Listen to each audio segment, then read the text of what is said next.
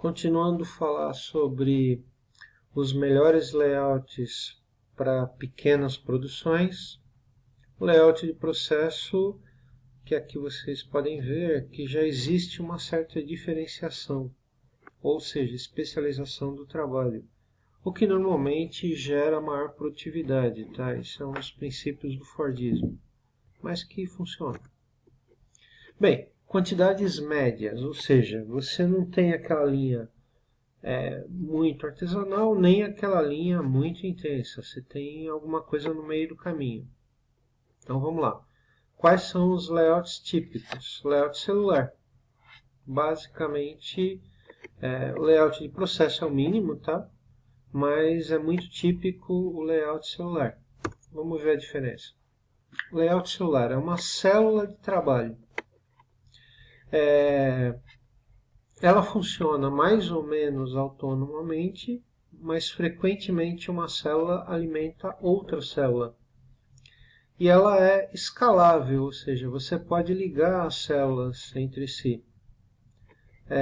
Nem preciso dizer que se você ligar um monte de células, você vai conseguir uma linha de produção. Bem, produção alta, aí é aquela coisa. Foi isso que deixou Henry Ford um dos homens mais ricos do mundo. A ideia de que se você especializar muito o trabalho em uma linha de produção, você consegue uma coisa muito, mas muito produtiva. E é exatamente o caso. Layout por produto, mas aí já caracteriza realmente uma linha de produção nos termos fordistas da coisa, tá? Como vocês podem ver por essa figura. Aqui, pessoal, esse gráfico é muito importante. Sugiro vocês olharem com ele com muito, mas muito carinho mesmo. É uma espécie de almanaque de procura. Vamos lá, eu tenho um volume pequeno. Que layout que eu escolho? Layout de produto? Não. Layout de posição fixa. E se eu tenho um valor mais ou menos intermediário? Ou seja, algumas vezes eu tenho lote pequeno, outras vezes eu tenho lotes médios. Raríssimas vezes eu tenho um lote grande.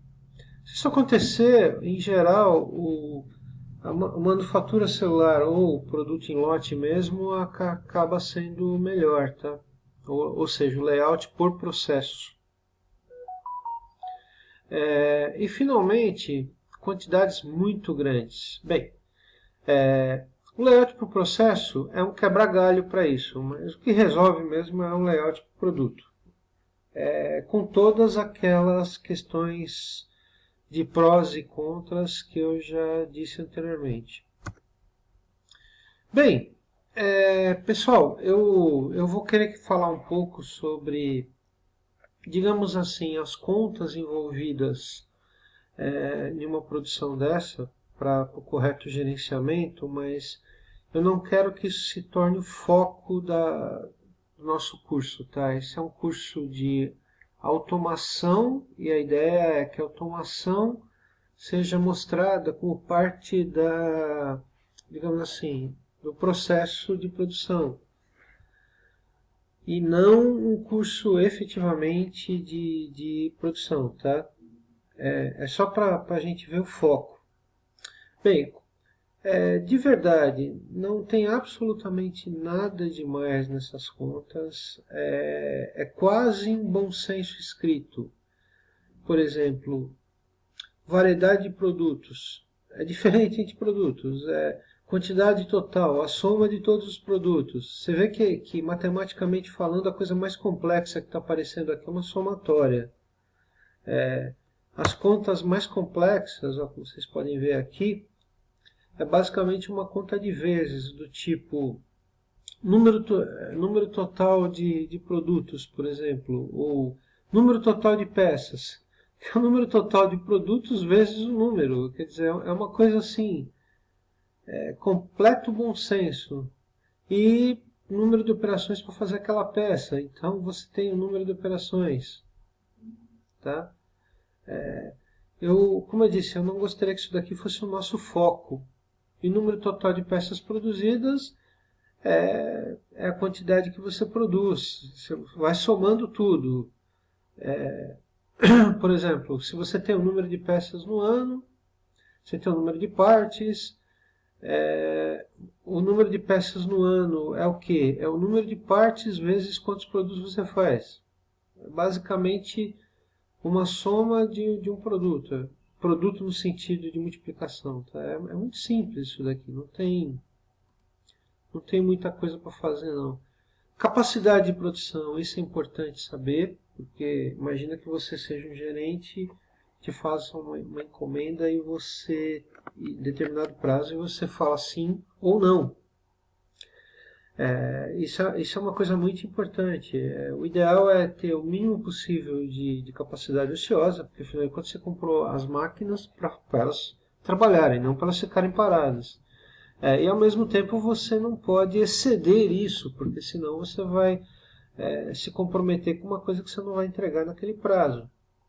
O que pode ter, inclusive, multas contratuais. Isso pode virar um problema. Fora a questão da qualidade, né? Qualidade que você pode ficar com uma imagem ruim se você promete que vai atender e não consegue. Falando um pouquinho rapidamente sobre produção enxuta também. Produção enxuta é uma coisa que inicialmente começou com aquela abordagem japonesa da produção. E aqui é importante a gente saber que não é à toa que isso aconteceu no Japão. O Japão é um país caracterizado por falta de recursos. Não apenas os recursos naturais são muito escassos e eles importam tudo, como eles têm um problema muito sério de espaço.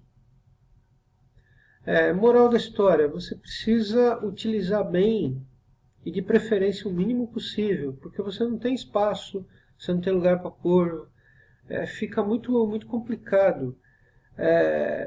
O interessante é que essa abordagem acaba gerando uma maior eficiência, portanto, ela foi imitada por empresas em muitos países, inclusive países que não têm nenhuma das características do Japão. Algumas vezes isso deu certo, outras vezes foi um enorme fracasso. Tá? Muito já se discutiu sobre isso. Uma das hipóteses é que nos outros países não tem japonês. Eu sei que parece engraçado, mas provavelmente isso é um fato bem verdadeiro. Aquela característica de mão de obra que a mão de obra japonesa tem, disciplina, de uma série de coisas, não necessariamente você vai encontrar em qualquer lugar. Tá? Vamos lá. Produção enxuta e atividade de produção. Bem, as atividades podem ser agregadas em 3 categorias, divididas em 3 categorias. As que agregam valor, que é o que realmente interessa, né? Porque é aí que você vai ganhar dinheiro. Atividades auxiliares, que dão apoio, mas não agregam valor. E atividades desnecessárias, aquelas famosas que se deixassem de existir ninguém ia perceber ou todo mundo ficaria aliviado. A ideia do melhor gerenciamento enxuto é fazer com que a atividade que agrega valor seja máxima e as outras mínimas. É sempre nesse sentido. Tá? Bem, coisas atreladas a isso, é interessante falar sobre o Just in Time. De novo, não é coincidência, surgiu no Japão, que é baseado no método Toyota, etc. Qual que é a ideia? É você trabalhar sem estoque ou com o mínimo possível de estoque, mas o mínimo mesmo. Isso implica de uma série de coisas. Tá? Envolvimento do trabalhador, melhoria contínua, tempo de preparo reduzido, ou seja, setup time entre uma máquina, contraditoriamente, interrupção do processo quando há algo errado. A ideia é você parar bastante, evitar buffers, de tal forma a manter o processo sem erros. A ideia é parar agora para não ter que parar depois. Prevenção de erros, exatamente. O erro e a parada vira uma coisa urgente e grave. Então todo mundo está fazendo o possível para que isso não aconteça de novo. Inclusive prevenção e uma manutenção mais abrangente, mais profunda. Aqui eu gostaria também de retomar o ponto que eu falei no outro vídeo, que é da unitização de cargas. Pessoal, esse é um conceito absolutamente genial, mas genial mesmo, de você fazer customização. O exemplo clássico é container. Vocês lembram do container? Aquelas caixas metálicas que tem gente que usa até para fazer casa. Mas a ideia do container é o seguinte, é uma caixa que você coloca no navio, tira do navio com guindaste, coloca em cima do caminhão, o caminhão vai embora. Tira do navio, coloca em cima de um trem e o trem vai embora. Ou vice-versa, tira do caminhão, bota no navio, ou tira do trem e bota no navio. Ela encaixa perfeitamente no vagão de trem e ela encaixa perfeitamente no caminhão, que por sua vez encaixa nas estradas.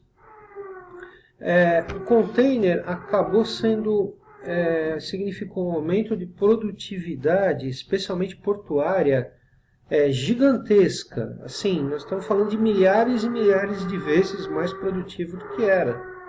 Tá? Você imagina um desembarque de navio completamente manual de 100 anos atrás. E agora você pega um navio, um container, você faz uma coisa muito mais fluida, muito mais dinâmica. Acaba fazendo com que o tempo de permanência do navio seja muito menor e o tempo de carga e descarga seja muito menor, o que é um ganho praticamente para a economia inteira em produtividade. Uma curiosidade é que eu andei olhando sobre isso e aparentemente o empresário que teve essa ideia, que depois foi amplamente imitado e virou uma geral, ele foi extremamente combatido por duas categorias. Os sindicatos, especialmente os sindicatos dos portos, e os sindicatos de transporte, porque eles lucravam com a morosidade. No caso do sindicato, inclusive, era a questão que ele lucrava por cada vez que tinha alguém descarregando o navio. Então, se você consegue descarregar o navio com muito menos gente, o sindicato rapidamente perde.